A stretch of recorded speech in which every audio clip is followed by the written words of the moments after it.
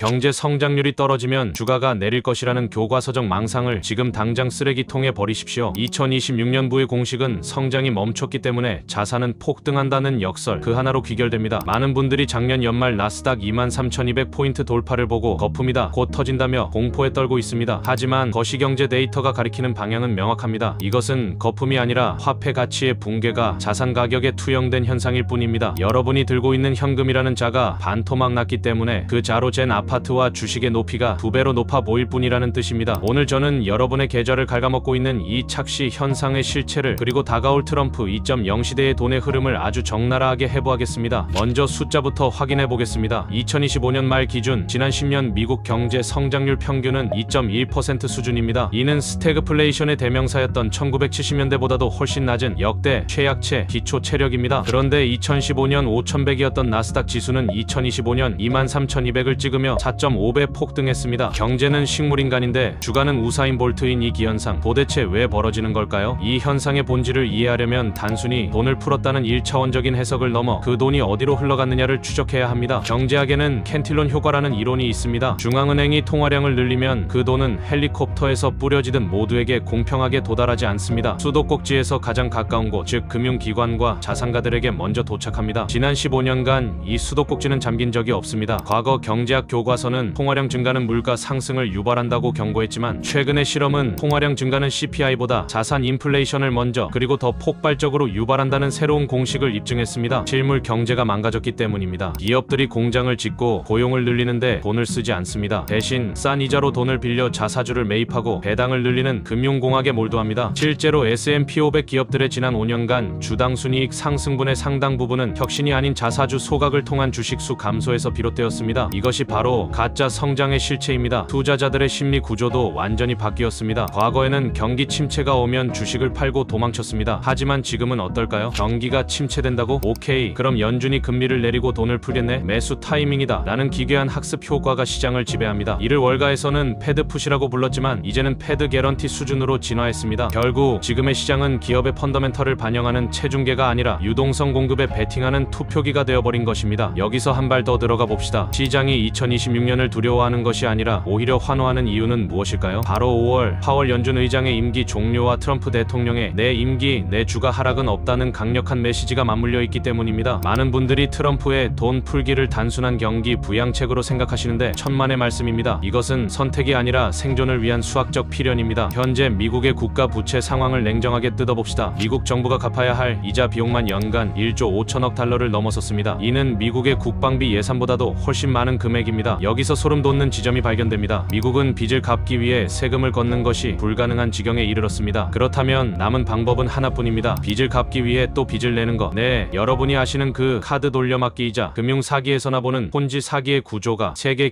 기축통화국인 미국의 재정 시스템에 공식적으로 자리 잡은 것입니다. 이런 상황에서 연준이 금리를 올려서 긴축을 한다. 그것은 미국 재무부의 파산을 의미합니다. 따라서 트럼프 행정부 하에 연준은 물가를 잡는 인플레이션 파이터로서의 기능을 사실상 상실하게 될 것입니다. 대신 재무부가 찍어내는 국채를 묵묵히 사주는 최종 대부자가 아닌 최초 구매자로 전락할 것입니다. 이것이 경제학에서 말하는 재정 우위 현상입니다. 통화 정책이 재정 정책의 하녀가 되는 순간 중앙은행의 독립성은 사라집니다. 트럼프가 파월을 교체하려는 것은 단순한 권력 과시가 아닙니다. 어차피 빚을 못 갚을 바에야 돈을 무제한으로 찍어서 달러 가치를 떨어뜨리고 그 낮아진 가치로 빚을 털어버리자는 거대한 부채 탕감 계획의 일환입니다. 이 시나리오에서 현금 보유자는 정부가 걷어가는 보이지 않는 세금의 가장 큰 피해자가 될 것입니다. 시선을 국내로 돌려보면 상황은 더 비극적입니다. 2025년 한국 성장률 전망은 1% 내외였습니다. 그런데 서울 아파트 값은 작년에만 9%가 폭등했습니다. 지방은 죽고 서울만 오르는 초양극화, 즉 K자형 성장이 고착화되었습니다. 이것을 단순히 부동산 투기로만 보시면 안 됩니다. 지금 한국 경제는 트릴레마라는 외통수에 걸려 있습니다. 한국은행의 입장을 한번 생각해 보십시오. 금리를 올리자니 2천조 원 가계부채와 부동산 PF가 터져 내수가 즉사하고 금리를 내리자니 미국과의 금리 격차로 자본이 유출되어 환율이 폭등합니다. 그렇다고 가만히 있자니 좀비 기업들이 경제 활력을 갉아먹습니다. 더 심각한 것은 수출 경쟁력의 붕괴입니다. 반도체를 제외하고는 중국의 기술 추격과 저가 공세에 거의 모든 주력 산업이 포위당했습니다. 무역 수지 흑자 폭이 구조적으로 줄어들고 있다는 뜻은 원화를 지탱해주던 기초 체력이 고갈되었다는 의미입니다. 이 와중에 서울 아파트 값이 폭등한 현상, 이것을 부동산 불패 신화로 해석하시면 큰 오산입니다. 이것은 원화 들고 있다 가는 거지 되겠다는 공포 심리가 만들어낸 의미하는 자산 도피 현상입니다. 사람들은 본능적으로 알고 있습니다. 잠재 성장률이 0%대를 향해 가고 세계에서 가장 빨리 늙어가는 나라에서 정부가 할 수 있는 일이라곤 빚을 더 내서 빚을 막는 폭탄 돌리기 뿐이라는 것을요. 그래서 영혼까지 끌어모아 실물 자산인 아파트로 도망친 것입니다. 하지만 기억하십시오. 인구 감소는 수요의 실종을 의미합니다. 지금의 상승은 4050 세대의 마지막 유동성 잔치일 뿐, 이 물량을 받아줄 2030 세대는 인구수도 적고 구매력도 없습니다. 게다가 원화 가치가 지속적으로 하락한다면 외국인 투자자 입장에서 한국 자산은 매력 없는 시장이 됩니다. 그렇다면 역대급 돈의 홍수 속에서 살아남을 방법은 무엇일까요? 역사가 답을 줍니다. 2010년대 이후 미국 국채 10년물 수익률은 주식 수익률의 5분의 1 토막이 났습니다. 채권은 이제 무위험 자산이 아니라 무수익 위험 자산입니다. 반면 금을 보십시오. 달러 기준으로 지난 6년간 200% 올랐습니다. 금이 귀해져서가 아닙니다. 달러가 그만큼 흔해졌기 때문입니다. 앞으로 AI 산업의 발달로 에너지와 구리 수요가 폭증하고 노동력 부족으로 고물가가 고착화될 것입니다. 이런 상황에서 현금을 쥐고 있는 건 불타는 집에 기름통을 들고 서 있는 것과 같습니다. 여러분의 포트폴리오의 화폐 가치 하락을 방어할 수 있는 실물 자산과 인플레이션의 수혜를 입을 에너지 및 필수 원자재 기업을 담아두는 것이 다가올 파도를 넘는 가장 현실적인 대안이 될 것입니다. 오늘의 분석 딱 한 줄로 요약해드립니다. 2026년 경제가 좋아질 것이라는 막연한 기대는 버리십시오. 대신 정부와 중앙은행이 망가지는 경제를 감추기 위해 돈을 더 미친 듯이 풀 것이라는 데이터의 팩트에 베팅하십시오. 이 냉정한 현실 인식이 여러분의 자산을 지키는 유일한 방주가 될 것입니다. 오늘 분석이 조금이나마 도움이 되셨길 바랍니다. 저는 다음에도 더 본질적인 최신 경제 뉴스로 다시 찾아뵙겠습니다. 지금까지 생활경제TV였습니다. 시청해주셔서 감사합니다.